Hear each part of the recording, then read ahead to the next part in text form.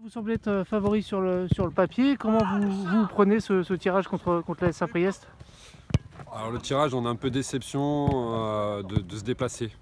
Voilà, après aller à Saint-Priest, de jouer une N3, ça augmente nos chances sûrement de passer ce cap des 16e. Mais voilà, ça va être un contexte, un environnement à aborder.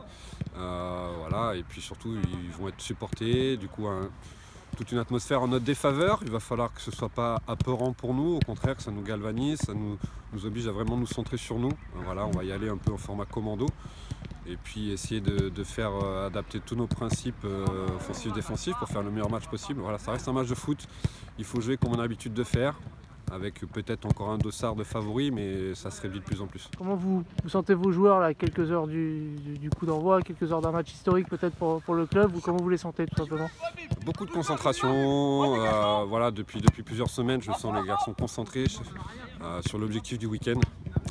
Voilà, c'est pour ça qu'aujourd'hui on a fait une séance plutôt ludique, essayer de sortir un peu de cette atmosphère qui peut être plus ou moins pesante.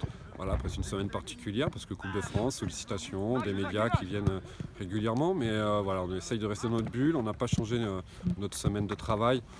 Quelles seraient pour vous les clés de ce match-là pour pouvoir passer un tour et rejoindre les huitièmes de finale?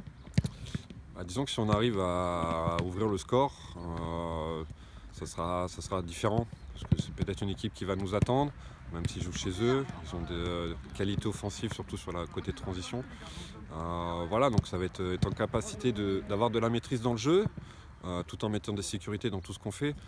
Mais mener au score, ça peut peut-être justement refroidir un peu l'atmosphère, refroidir leurs ardeurs. Voilà, maintenant on verra ça dimanche, mais ouais, éviter de courir après le score, parce qu'on sait que voilà, sur un terrain qui peut être compliqué, avec une atmosphère qui pour eux peut leur permettre d'être dans le dépassement de soi, d'être encore plus solidaire, être encore plus courageux, ça va rendre les choses plus difficiles.